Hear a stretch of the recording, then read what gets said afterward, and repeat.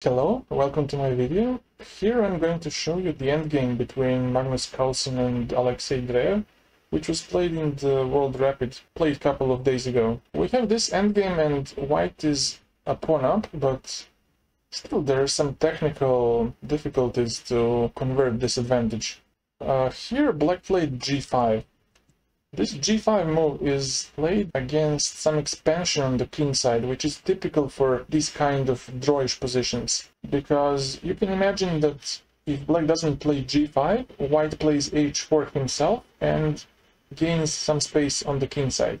The point of g5 is to avoid getting squished on the king side by maybe some h4, h5, for example, getting some space and fixing the g7 pawn. Because if white plays h5, then any pawn move, let's say g6, leads to weakening the kingside structure. So he wanted to play g5 first, and also with g5 he's fixing, in a way, the h-pawn. Because in this moment, if the h-pawn starts moving, then it weakens the kingside structure for white. Now the h4 pawn is under some pressure, so it's not good for white to do that. So g5 has double meaning. It stops expansion from white, and also with white not being able to expand, it keeps this h2 pawn a bit backward. But still, with g5 he didn't solve the problem of the 7th rank. And now Magnus plays rook bb7, trying to hit the f7 pawn. Now black reacts really logically, he plays rook f8, and now rook d7. There was no visible way to continue the pressure on the f7 pawn, so white decides to exchange the pair of rooks. And now black tries rook b6. In case of capturing on d7, taking and trying rook b8, white would go rook d3 and defend this pawn b3, and slowly get his king into the play by king f1, king d1, king d2, supporting this pawn and slowly pushing it. So I don't really believe that white would have any problems. Maybe something like g4, rook b5 to somehow get to attack the pawn, but I believe it's too slow. In my opinion, it's too slow. And also, king can never really help the rook to stop the b pawn, because it's cut off on the d file, and the king cannot approach. You just have your rook to defend the pawn, and I think it's not enough to hold the position. So he chose something different, something like rook b6, and now Magnus chose rook ab7. And here Dreev chose to exchange rooks. Maybe it was more resilient to keep both rooks on the board with rook c6. And in case of some b4 to get the rook behind. But even then, the king is free to go, the rook from f8 cannot move, so it's not really a pleasant position to play, for sure. But he chose to capture, to exchange rooks, and to activate his rook. Finally, this rook gets out of the prison on f8, and the idea is next to go behind this pawn, and somehow control the b pawn. White plays g4. For example, if white plays king g2, maybe g4 was something that was concerning Magnus. Because in that case, king cannot escape towards f3 and e3 to participate in this endgame. Trying to get the king out, he went rook c3 and now b4. The b pawn starts running, king g7, king g2, and now rook b3. Now black's hope is to somehow cut off the king and also to limit the white's rook. But that doesn't stop white from pushing the pawn, king g6, and now b6. White doesn't change anything in his plan, and here black makes maybe a slightly dubious decision, but it's understandable. He doesn't want to defend passively. He plays f5 here. If you try to wait here with rook b2, let's say, then white first defends the pawn.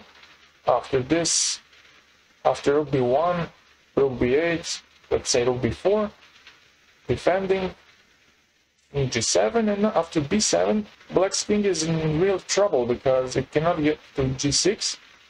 It can only get to f6, but I think that now white's king just gets closer and closer to the king and starts making some weaknesses in the position.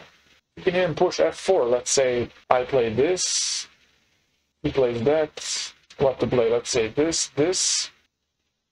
If you capture, then I take, and eventually I create the passed pawn by h4, h5, g5, and getting some passed pawn, making the king even more passive.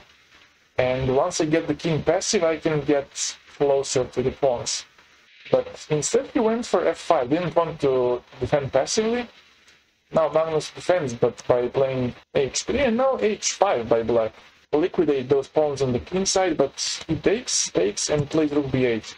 And now a big threat is to just go b7 and give a check to black. Black has to get back to g6 and to one of those two squares, because there's no check. For example, let's say b7, king f7 happens, then white always has rook h8, and black's not able to capture because of rook h7, losing the rook.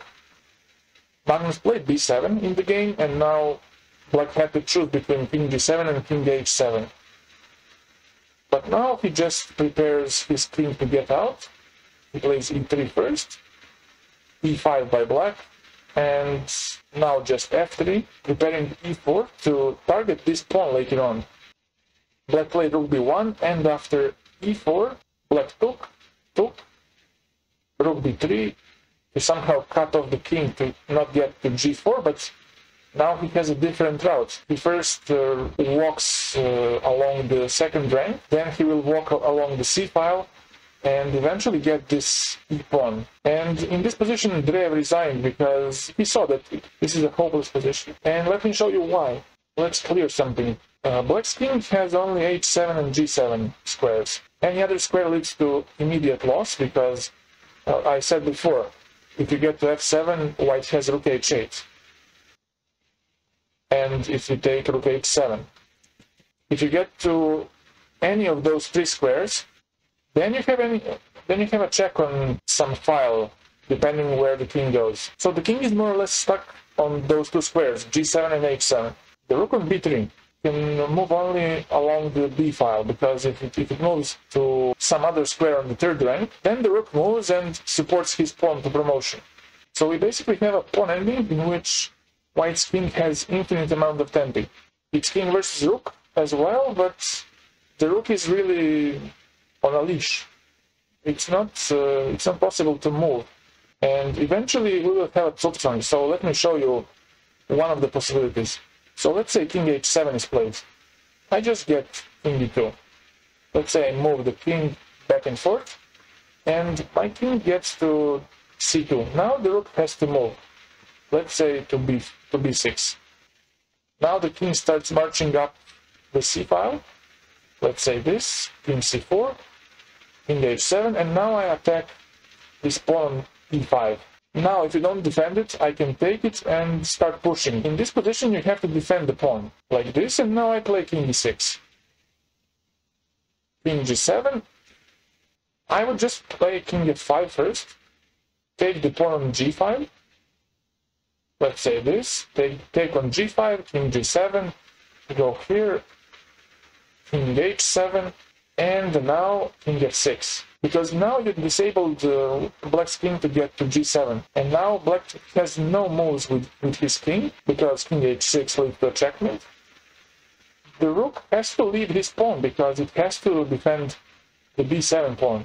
And once you lose the e5 pawn, it's easy. You take on e5, and once the king moves, you start pushing the pawn without worrying about anything else. That's one of the scenarios that would happen if Dreev didn't resign so soon. So that was it. Thank you so much for watching. If you have any questions, please let me know in the comment section. I'll see you soon.